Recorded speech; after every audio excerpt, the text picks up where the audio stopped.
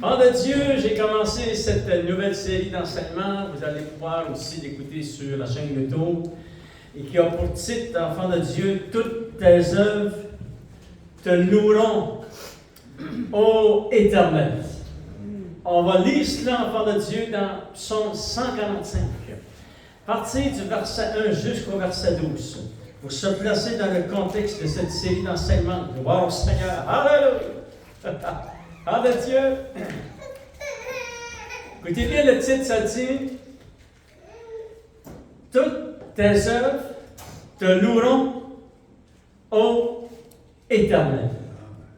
Maintenant, enfants de Dieu, lorsque nous allons lire ce verset, souvenez-vous de ceci, que vous faites partie des œuvres de Dieu. C'est lui qui vous a tissé dans le sein de votre mère. C'est lui qui vous a créé. Alléluia. Et l'homme et la femme ont été créés par les mains de Dieu. Et nous faisons partie de cette création merveilleuse. Il y a toute l'univers, il y a toute la création qui vont louer le Seigneur, les anges, etc. Mais vous aussi, vous faites partie de cela. Alléluia. Chacun de nous, enfants de Dieu, toutes les œuvres de Dieu, c'est-à-dire chacun de nous aussi, nous louerons le Seigneur. Mais j'aimerais vous lire dans le psaume 145, verset 1, il dit ceci: je t'exalterai, ô mon Dieu, mon roi. Et je bénirai ton nom à toujours et à perpétuité. Et là, on dit Amen. À perpétuité, c'est beaucoup d'années, ça, enfant de Dieu. C'est l'éternité. Alléluia. Après 10 000 ans, tu vas louer le Seigneur, enfant de Dieu. Vous savez, après 1 million d'années avec le Seigneur, tu vas continuer à louer le Seigneur. Après 1 milliard d'années, c'est à perpétuité. Et en continuant le lire, ça dit: chaque jour, je te bénirai et je célébrerai ton nom à toujours et à perpétuité. L'Éternel est grand et très digne de louange et sa grandeur est insondable. Que chaque génération célèbre tes œuvres et publie tes hauts faits, Seigneur. Je dirai la splendeur glorieuse de ta majesté et je chanterai ta merveille. On parlera de ta puissance redoutable et je raconterai ta grandeur. Qu'on proclame le souvenir de son immense bonté et qu'on célèbre ta justice, Seigneur. L'Éternel est miséricordieux et compatissant. Et c'est ça vraiment qui était pour nous, enfants. Il était lent à la colère et plein de bonté. L'Éternel est bon envers tous et ses compassions s'étendent sur toutes ses œuvres. Toutes tes œuvres te loueront, ô Éternel. Et tes fidèles te béniront. Ils diront la gloire de ton règne et proclameront ta puissance pour faire connaître aux fils de l'homme ta puissance et la splendeur glorieuse de ton règne. Alléluia. Seigneur, nous voulons te remercier de tout notre cœur, Seigneur. Oui, Jésus. Nous faisons partie de cette création merveilleuse. Nous aussi, nous sommes des œuvres, Seigneur. Et c'est merveilleux tout ce que tu as fait dans nos vies. Tu as été lent à la colère et riche en bonté. Oui, Jésus. Et tu nous as accueillis dans ta maison, Seigneur. Nous sommes ton peuple, Seigneur, mon Dieu. Et je raconterai tes merveilles, Seigneur, et ta splendeur, et ta grandeur, et ton immensité, Seigneur. Alléluia. Je te demande de bénir la parole de Dieu à nos cœurs. Que tu puisses nous donner des grandes révélations, Seigneur, mon Dieu. Oui, Jésus. Et nous avons été créés pour servir de ta gloire, Seigneur. Au nom de Jésus, nous t'avons prié. Amen. Alléluia. Gloire au Seigneur, enfant de Dieu. Ce verset merveilleux, je vais vous le relire au verset 10. Ça dit: toutes tes œuvres te loueront, ô Éternel, et tes fidèles te béniront. Gloire au Seigneur. Souvenez-vous, enfant de Dieu, que nous faisons partie de ces œuvres puissantes de Dieu. Et comme vous le savez, ça dit dans la parole de Dieu que lorsque Dieu a créé l'homme et la femme, ça a été la plus grande des créations. Amen. Alléluia. Nous avons vu dans le premier enseignement, enfants de Dieu, nous avons découvert combien puissantes sont les œuvres de Dieu. Et cela a produit en nous, enfants de Dieu, vraiment un cœur rempli de reconnaissance. Alléluia. Je suis rempli de reconnaissance. parce que Dieu m'a aimé le premier. Et tu es rempli de reconnaissance ce matin, parce que tu as découvert que Dieu t'avait aimé le premier. Il est venu avant que moi je suis né et qu'avant que toi tu sois né. Et il a donné sa vie à Golgotha, enfant de Dieu. C'est pour ça qu'il nous a aimé le premier. Il a donné sa vie pour nous. Et on est reconnaissant. Et ça, qu'est-ce que ça fait en nous? Ça place en nous une reconnaissance envers notre Sauveur Jésus et envers notre Père, notre Dieu. Wow, Seigneur. On a découvert ensemble, enfants de Dieu, dans cet enseignement, pourquoi ces œuvres sont admirables et pourquoi ces œuvres le loueront-ils. Première raison que nous avons vu, enfants de Dieu, c'est parce que Dieu est omniscient. C'est-à-dire que Dieu, enfant de Dieu, est partout en même temps. Parce que nous servons un grand Dieu. Alléluia. C'est-à-dire qu'il est assis sur son trône. Et Jésus est assis à la droite du Père. Alléluia. Mais les attributs de Dieu, cet attribut de cette présence glorieuse, son omniprésence, enfant de Dieu, c'est partout. Regardez, on va juste lire quelques versets dans Job, le chapitre 10, pour se placer dans le contexte, parce que, regardez ce que, vous savez que Job a passé à travers des difficultés vraiment très difficiles. Il avait perdu de sa famille, perdu de ses enfants, perdu tout ce qu'il avait. Il avait perdu aussi la santé, c'était très, très, très difficile.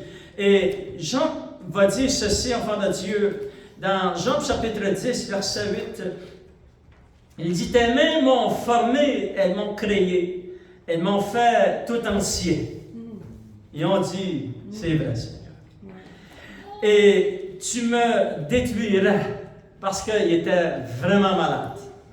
Lui, il pensait de mourir, cet homme-là. C'était très difficile, la maladie que cet homme-là a vécue. Il va dire ceci, enfant de Dieu. Il va dire au verset 9, « Souviens-toi que tu m'as façonné comme de l'argile. » Et c'est vrai, son enfant de Dieu. C'est lui qui nous a formés. Il nous a formés comme de l'argile. Voudrais-tu de nouveau me réduire en poussière? Ne m'as-tu pas coulé comme du lait? Ne m'as-tu pas caillé comme du froment? Tu m'as revêtu de peau et de chair. Tu m'as tissé d'os et de nerfs. Et regardez ce qu'il va dire. Il dit ça, ces versets-là, parce qu'à cause de la souffrance, probablement qu'il avait perdu beaucoup de poids. Et c'est pour cela, enfant de Dieu, qu'il va dire, tu m'as revêtu de peau et de chair, et tu m'as tissé d'os et de nerfs. Tu m'as accordé ta grâce avec la vie. Tu m'as conservé par tes soins et sous ta garde. Oh, il faut relire ce verset-là. Amen. Alléluia. Malgré toute la souffrance que cet homme-là a vécue, et probablement qu'il se sentait seul sur la planète, il va dire à Dieu, et on va le relire au verset 12, enfant de Dieu. Il est dit, tu m'as accordé ta grâce. Et avec la vie, Seigneur. Vous savez, si vous respirez, vous êtes venus sur cette table, c'est une grâce de Dieu. Les épreuves, des fois, ont été difficiles pour nous, enfants de Dieu. Mais souvenez-vous de ceci. Le but principal pourquoi Dieu a permis que nous soyons ici sur cette planète, c'est afin qu'un jour on puisse l'accepter comme notre sauveur. Alléluia. Il était mieux de venir sur la terre que de jamais venir. Amen. Moi, je suis content que mes parents aient eu 19 enfants. Moi, j'étais le 18e. Mais si ma mère avait arrêté à 15 ans, à 15e enfant, je ne serais pas venu. Ça a été difficile pour mes parents. C'est difficile d'avoir 19 enfants. Je ne peux même pas calculer comment ils ont fait ça, enfant de Dieu. Mais je remercie mes parents qu'ils ont été jusqu'au 19e. Moi, j'étais le 18e. Et j'ai eu la vie. Alléluia. Et un jour, j'ai donné mon cœur au Seigneur. Voyez-vous, c'est un miracle de Dieu que vous êtes ici ce matin. Regardez, on va le relire ensemble. Tu m'as accordé ta grâce avec la vie, Seigneur. Et en plus, tu m'as conservé par tes soins. Et tu m'as conservé sous ta garde. Alléluia! C'est ça que tu as fait avec nous, Enfant de Dieu. Il nous a conservés par ses soins et il nous a conservés aussi par sa garde puissante. Gloire au Seigneur. Ça, c'était le premier enseignement, Enfant de Dieu, que nous avons vu. Et nous avons découvert ensemble que, oui, Enfant de Dieu, nous faisons partie de ces œuvres merveilleuses que Dieu a créées de ses mains. Toutes tes œuvres te loueront, ô Éternel, et tes fidèles te béniront. Gloire au Seigneur. Alléluia. Et on s'est posé la question, pourquoi, enfants de Dieu, ces œuvres le loueront? Pourquoi nous le louerons? Parce que Dieu a été présent dans nos vies. Malgré qu'on ne connaissait même pas le Seigneur a pris soin de nous. Et encore plus avec plus d'intensification, enfants de Dieu, parce que nous savons que Dieu est avec nous aujourd'hui. Alléluia. Amen. Regardons cette deuxième raison, pourquoi ces œuvres sont admirables et pourquoi toutes ces œuvres le loueront, enfants de Dieu. La deuxième raison, nous la trouvons dans Jérémie chapitre 32. C'est que Dieu est omnipotent, ce qui signifie qu'il est tout puissant. Alléluia! Dieu est tout puissant, enfants de Dieu. Alléluia! Et qu'il détient l'autorité suprême sur toutes choses et toute la créature. Jérémie chapitre 32, on va lire quelques versets pour se placer dans le contexte de cette série d'enseignements enfants de Dieu. Jérémie chapitre 32, verset 17, il dit ceci: Ô Seigneur éternel, voici tu as fait les cieux et la terre. Par ta grande puissance et par ton bras étendu, rien n'est étonnant de ta part, Seigneur. Alléluia. Tu fais miséricorde jusqu'à la 1000e génération et tu punis l'iniquité des pères dans le sein de leurs enfants. Après eux, tu es le grand Dieu, tu es le Dieu grand et puissant, le puissant. Donc le nom est l'Éternel des armées. Tu es grand en conseil, en puissance et puissant en action. Tu as les yeux ouverts sur tous les voies des enfants des hommes, pour rendre à chacun selon ses œuvres, selon le fruit de ses œuvres. Tu as fait des miracles et des prodiges dans le pays d'Égypte jusqu'à ce jour. Et en Israël et parmi les hommes, tu t'es fait un nom comme il l'est aujourd'hui. Tu as fait sortir du pays d'Égypte ton peuple d'Israël avec des miracles et des prodiges à main forte et à bras étendus avec une grande terreur. Maintenant, enfants de Dieu, nous savons qu'un jour, le peuple d'Israël était en captivité en Égypte, qui représente le monde. Nous aussi, nous étions un jour dans le monde. Mais enfants de Dieu, pour que je puisse être sorti du royaume des ténèbres et que j'étais dans le monde, mais le Seigneur est venu me chercher. Où? Il est venu me chercher dans le monde. Il est venu nous chercher dans les ténèbres, c'est dans la parole de Dieu. Et par bras étendus, par sa toute puissance, on ne peut pas peut-être concevoir tout ce qu'il a fait avant qu'on vienne au Seigneur. Et tout ce que les anges de Dieu ont entrepris, enfants de Dieu, pour nous amener une protection très spéciale sur nos vies, afin qu'un jour on puisse dire: Oh Seigneur, je te donne ma vie, Seigneur. Alléluia. Regardez dans Deutéronome chapitre 4, enfants de Dieu. C'est très puissant ce que Dieu a fait. Lorsqu'il est venu nous sauver, et lorsqu'il nous a créés aussi, lorsqu'il a permis que nous puissions prendre notre première respiration ici sur la planète, c'est un miracle. Alléluia. Malgré que les épreuves qu'on a rencontrées, c'était vraiment un acte surnaturel de Dieu. Alléluia. Et regardez dans Deutéronome chapitre 4, j'aimerais vous lire ces versets parce que si Dieu le veut, l'année prochaine, j'emmènerai, parce que ça fait comme 2 ou 3 ans, je pense, que j'ai à cœur d'amener une série d'enseignements sur ces versets qu'on va lire ensemble. Deutéronome chapitre 4, verset 32. Ça dit: Interroge les temps anciens qui t'ont précédé depuis le jour où Dieu créa l'homme sur la terre. Dieu a créé l'homme et la femme sur la terre. Et ça dit: et d'une extrémité du ciel à l'autre, y est-il jamais si grand événement? C'était le plus grand événement. Ce n'est pas la création de la terre et de l'univers et des cieux, le plus grand événement. Et ce n'est pas aussi, enfant de Dieu, la création des anges, malgré que tout cela est très beau, parce que ça vient tous de Dieu, enfant de Dieu. C'est l'homme, lorsqu'il l'a créé, l'homme et la femme. Y a-t-il jamais eu aussi grand événement que cela sur la face de la terre? Alléluia! Wow, que c'est puissant!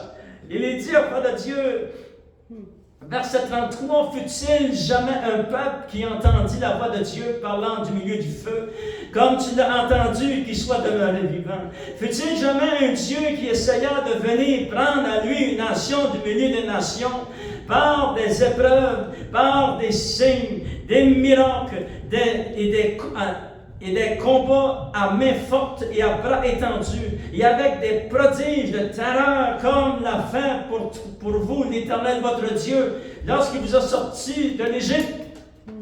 Maintenant, enfants de Dieu, écoutez bien ceci. Lorsque j'étais dans le monde, et lorsque nous étions dans le monde, séparés de Dieu, le Seigneur a fait des œuvres puissantes pour qu'un jour je puisse accepter Jésus comme mon Sauveur et Seigneur, et que le voile des ténèbres puisse être enlevé dans mes yeux. Regardez ce que Dieu a fait pour le peuple d'Israël en Égypte, qui nous représente, nous, parce que nous étions dans le monde. L'Égypte représente toujours les choses du monde. Et regardez, ça dit, enfant de Dieu. Et là, j'ai découvert qu'il y avait 7 actions que Dieu a faites. Et si Dieu le veut, l'année prochaine, j'emmènerai une série d'enseignements là-dessus, enfant de Dieu. Ça dit, fut-il jamais un Dieu qui essaya de venir prendre à lui une nation du milieu des nations? Maintenant, enfant de Dieu, qu'est-ce qu'il a fait avec nous? Il a fait avec nous une nation sainte. Amen. Une race élue, un saint sacerdoce.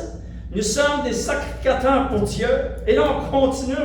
Wow, c'est une puissance, enfant de Dieu. Comment le Dieu que nous servons est-il venu parmi les nations, nous sortir des nations pour faire de nous une nouvelle nation? Parce que c'est vraiment ça que Dieu, c'est le plan de Dieu, c'est qu'il est en train de se bâtir maintenant une nouvelle nation, une nouvelle création, et nous faisons partie de cette nouvelle création. Comment a-t-il fait cela? Regardez, enfant de Dieu, il a fait cela par des épreuves, parce que lui a eu des épreuves. Est-ce que Dieu a eu des épreuves? Le Père a tant aimé le monde, il a donné son Fils unique, afin que quiconque croit en lui ne périsse pas. Mais c'était difficile pour le Père que son Fils quitte le 3e ciel, devant le trône de la gloire, et vienne entrer dans un corps semblable au nôtre, mais son corps était saint, parce qu'il est né saint et sans péché. Et lorsqu'il était à Golgotha, il dit, Jésus était crucifié entre le ciel et la terre. Il a dit ceci, enfant de Dieu. Il a dit à son Père, il dit, mon Dieu, pourquoi m'as-tu abandonné? Ce sont des paroles puissantes. Mais le Père, enfant de Dieu,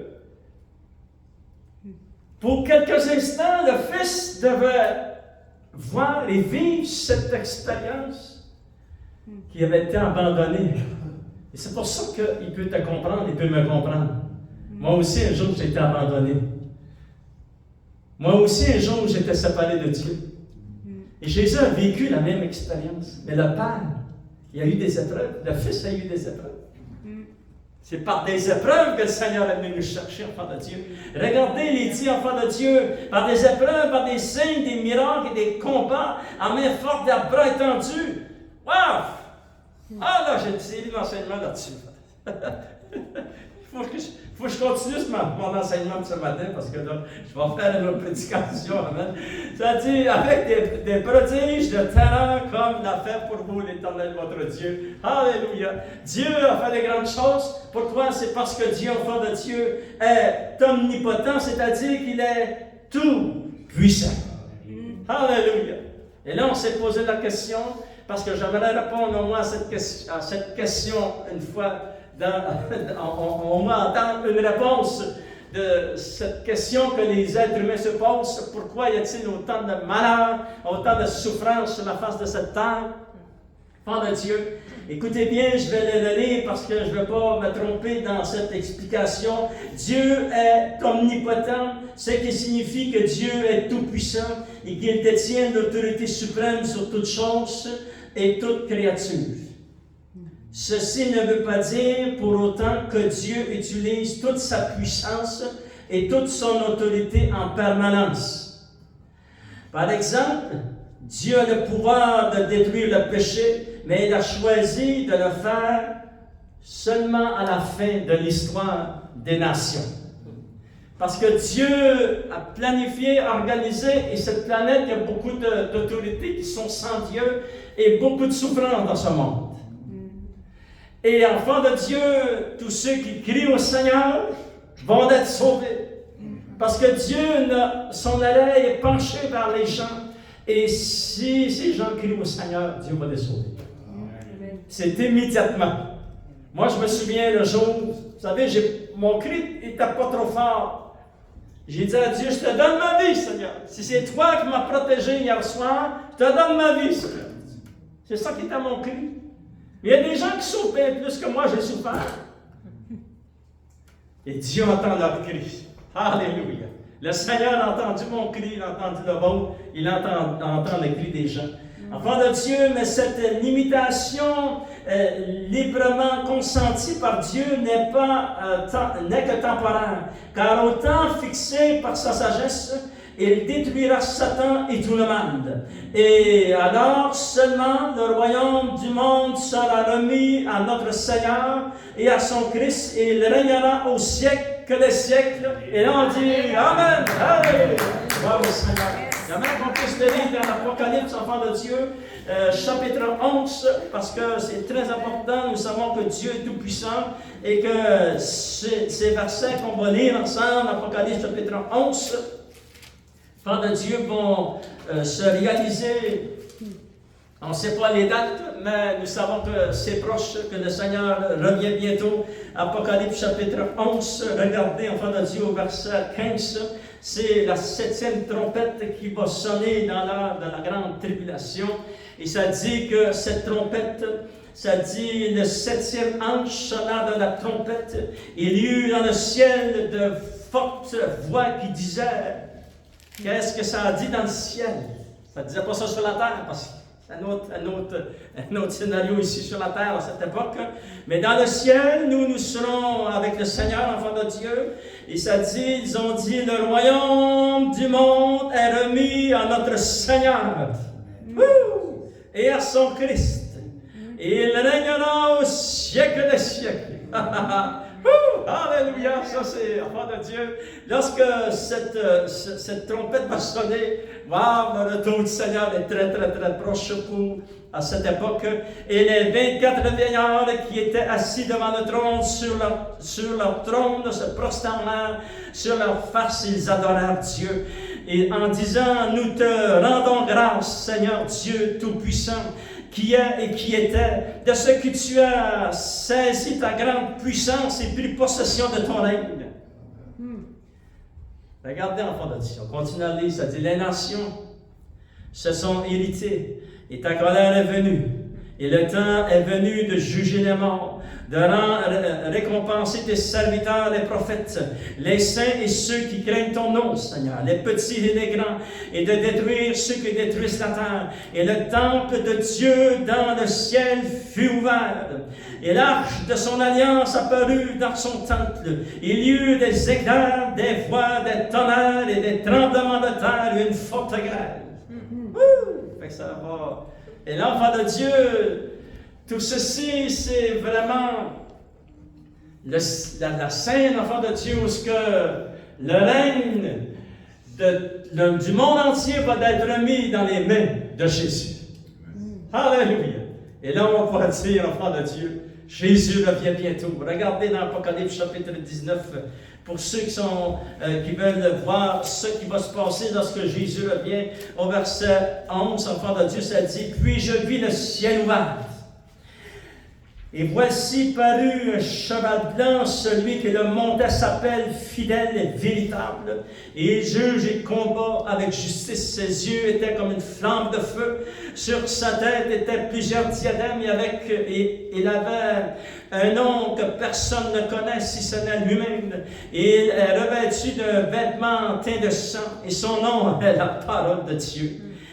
Et les armées qui sont dans le ciel le suivaient sur des chevaux blancs revêtus d'un fin lin blanc pur. Et de sa bouche sortait une épée aiguë pour frapper les nations, parce que le Seigneur Jésus, enfant de Dieu, revient à la guerre d'Armageddon. Et le ciel s'ouvre, et nous descendons, Jésus descend sur le cheval blanc, nous descendons sur les chevaux blancs. Est-ce qu'il y a des animaux au ciel? Des chevals, c'est pas le nom. Amen. Alléluia. Dieu a créé le ciel. Il a créé ce premier ciel, le deuxième et le troisième ciel. C'est merveilleux ce que Dieu a créé. C'est très puissant. Alléluia. Et ça dit, de sa bouche sortait une épée aiguë pour frapper les nations. Elle les pètera avec une verge de fer. Il foulera la queue du vin de l'ardente colère du Dieu Tout-Puissant. Il avait sur son vêtement, sur sa cuisse, un nom écrit, Roi des rois et Seigneur des seigneurs. On ne peut pas se tromper. Nous savons que c'est Jésus. Alléluia. Gloire au Seigneur. Enfants de Dieu, souvenez-vous de ceci. Pourquoi nous, les enfants de Dieu, nous le louerons toujours et à perpétuité? C'est parce qu'il est tout-puissant. Deuxième raison, enfants de Dieu, pourquoi nous le louerons. Alléluia. C'est parce que Dieu est omniscient. C'est-à-dire que Dieu connaît toutes choses. Il connaît tout ce qui est passé. Le présent. Et malgré qu'il y aurait, ils nous disent qu'il y a 8 millions de personnes sur la terre aujourd'hui, Dieu connaît chaque personne. Et il sait comment ils ont des cheveux, le nombre de cheveux sur leur tête. Et moi, enfant de Dieu, je n'ai jamais compté comment j'avais de cheveux sur ma tête. Mais lui, il sait comment j'ai de cheveux sur ma tête. Tout cela décrit la connaissance puissante de Dieu. Et il sait tout ce qui s'en vient dans le futur. Alléluia. D'éternité en éternité, Dieu connaît toutes choses. Enfant de Dieu.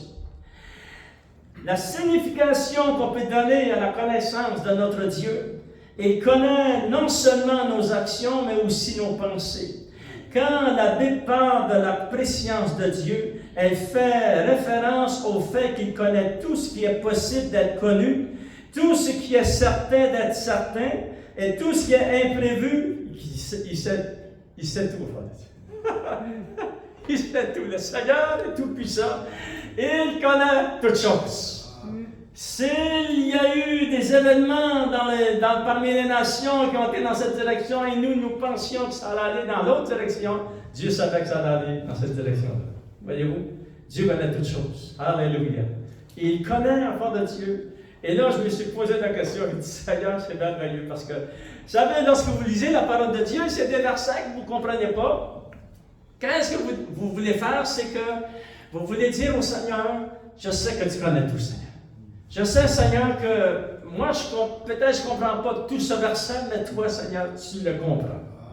Par exemple, enfant de Dieu, il est dit dans la parole de Dieu plusieurs reprises, ça dit, nous, on ne connaît pas le jour, le temps, ni le moment que Jésus revient chercher son Église sur la nuée.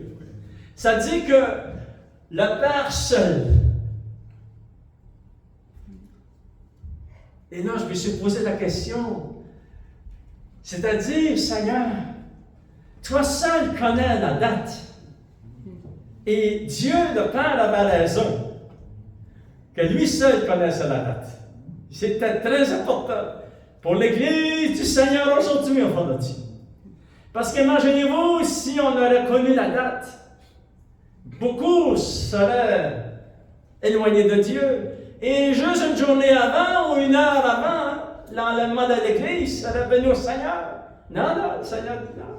On ne connaît pas la date. C'est-à-dire, Seigneur, j'ai dit, Seigneur, si personne ne connaît la date, et j'accepte, Seigneur, que c'est toi seul qui connais la date, C'est-à-dire, Seigneur mon Dieu, qu'au lieu de chercher une date, amen, on ne la connaîtra jamais la date. Quand même que je prendrais toute ma connaissance, je ferais tout ce que je pourrais à mon pouvoir, je ne découvrirai jamais la vraie date. Elle est cachée dans le cœur de mon Père. Alléluia! C'est-à-dire, enfant de Dieu, le Seigneur m'a dit ceci. Là, sois prêt en tout temps. Alléluia! Gloire au Seigneur. Et là, ça m'a réconforté, dit Seigneur. C'est vraiment ça, Seigneur, qu'on est appelé à faire. Être prêt en tout temps. Gloire au Seigneur. Dieu, enfant de Dieu, connaît toutes choses. Gloire au Seigneur. Lisons, s'il vous plaît, ensemble dans le psaume 139, juste quelques versets pour se placer dans cette pensée où nous savons que Dieu connaît toutes choses. Et c'est le roi David par l'inspiration du Saint-Esprit, parce que des fois, vous savez, notre vie est difficile des fois à expliquer, mais regardez ce qu'il va dire ici dans le psaume 139, verset 1, ça dit « Éternel, tu me sondes et tu me connais. » Amen. Moi, là, il me connaît plus que moi, je me connais. Amen. Tu me sondes, Seigneur, c'est-à-dire qu'il y a seulement Dieu qui peut faire ça. Il me sonde et il me connaît. Tu sais quand je m'assois et quand je me lève. Wow. Ah, c'est grand, ça, par Dieu. Il dit, tu pénètres de loin ma pensée et tu sais quand je marche et quand je me couche. Et tu pénètres toutes mes voies. Car la parole n'est pas sous ma langue, que déjà, Éternel, tu la connais entièrement. Tu m'entoures par derrière et par devant, et tu mets ta main sur moi. Et c'est un miracle. Et ça dit, on a tellement dépassé juste par la description que Dieu nous connaisse personnellement que le psalmiste dit ceci au verset 6, c'est que nous pouvons faire la même conclusion. Il dit, une science aussi merveilleuse est au-dessus de ma portée, Seigneur. Elle est trop élevée pour que je puisse la saisir. Alléluia. Pourtant, il nous a aimés le premier. Souvenez-vous, enfants de Dieu, dans le psaume 145, il dit ceci. Toutes tes œuvres te loueront, Seigneur. Et nous faisons partie de ces œuvres. Je fais partie de ces œuvres. Et vous faites partie de ces œuvres. Et nous le louerons. Il y a un verset dans Isaïe, enfant de Dieu. Je dois vous montrer ce verset, si je peux. J'espère les souligner. Oui, je l'ai souligné. Je veux vous montrer ce verset. C'est très important, enfant de Dieu. Dans Isaïe, chapitre 43, verset 7 et verset 10 jusqu'au verset 13. Écoutez bien, en terminant, nous lisons Isaïe chapitre 43, verset 7, ça dit « Tous ceux qui s'appellent de mon nom », c'est Dieu qui parle à travers le prophète, il dit « Tous ceux qui s'appellent de mon nom », on s'appelle du nom de Dieu, il a placé son nom sur nous. Amen. Et que j'ai créé pour ma gloire. Amen. J'ai été créé pour la gloire de Dieu.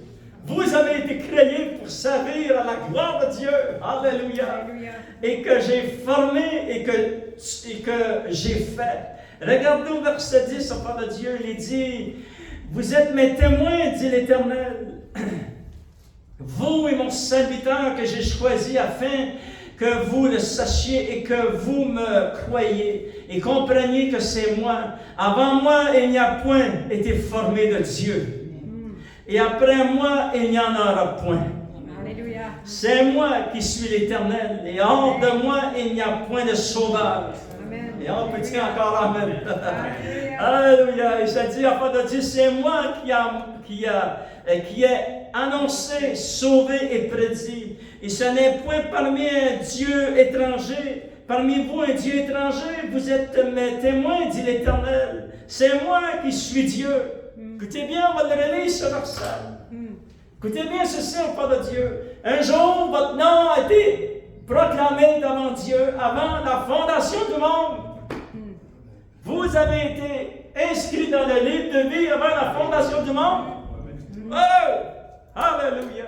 Enfants de Dieu, on relit ce verset, ça dit, écoutez bien, ça dit au verset 12, c'est moi qui ai annoncé, sauvé et prédit. Amen. Ça veut dire, c'est lui qui a dit. Dieu, devant son trône, avait proclamé mon nom, puis a proclamé ton nom. Et dit, je vais le sauver, puis il va laisser sauver. Il savait la décision que nous allions prendre, que nous allions dire, oui Seigneur, mais après, il faut servir le Seigneur. Mais on est encore là, enfants de Dieu. On est des fidèles. Amen. Et là, ça dit, enfants de Dieu, vous et mon serviteur, excusez, là, je suis rendu au... Quel verset j'étais là? Verset 12, excusez, merci mon épouse. Ce n'est point parmi vous un Dieu étranger. Les idoles de ce monde et les faux dieux nous ont jamais emmenés au Seigneur. Non, ça a été prédit d'avance par la bouche de notre Père Céleste. Enfant de Dieu, ça dit, vous êtes mes témoins, dit l'Éternel, c'est moi qui suis Dieu. Je le suis dès le commencement et nul ne délivre de ma main. J'agirai, qui s'y opposera. Alléluia. Lèvons-nous sur le place, enfant de Dieu. Donnez une bonne paix d'applaudissement, Seigneur, ce matin. Seigneur, tu es merveilleux. Alléluia. On va inviter nos musiciens. Nos musiciens sont en train de jouer en auto. Voilà, Seigneur, on va chanter un chant. Enfant de Dieu, de victoire ce matin avec cet enseignement. Alléluia. Qui, nous savons, enfant de Dieu, que d'avance, Dieu nous a touchés. D'avance, il avait prononcé nos noms devant le trône de la grâce. Seigneur, nous te remercions. C'est merveilleux de pouvoir découvrir combien tu es vraiment tout-puissant, Seigneur, et combien ta sagesse est infinie. Tu connaissais d'avance les choses que nous allions être sauvés. Alléluia. Tu connaissais d'avance et tu avais prédit même d'avance, Seigneur, Dieu, avant la fondation du monde. Devant le trône de la grâce, tu avais prononcé notre nom. Et tu avais inscrit, Seigneur Dieu, notre nom dans le livre de vie avant la fondation du monde. C'est un miracle extraordinaire. Seigneur, nous voulons respecter et honorer cette décision que tu as prise, Seigneur. Et nous voulons toute notre vie respirer, Seigneur Dieu, et courir vers ce but, Seigneur. Parce qu'un jour, toi, tu nous as saisis. Et afin que nous aussi nous saisissions le Seigneur Jésus. Alléluia. Seigneur, on te donne toute l'honneur, la gloire et la puissance. Merci, Seigneur Dieu. Comme nous l'avons lu dans les Saintes Écritures. Oui, Seigneur Dieu, tes œuvres te loueront, Seigneur. Pour toujours, et d'éternité en éternité, nous te louerons et nous te servirons. Seigneur, bénis, Seigneur, au nom de Jésus, ton peuple, tous ceux qui entendent aussi le message, la parole de Dieu, interviens en faveur de ton Église. Et au nom de Jésus, nous t'avons prié. Amen. À lui soit la gloire. On termine avec ce chant merveilleux.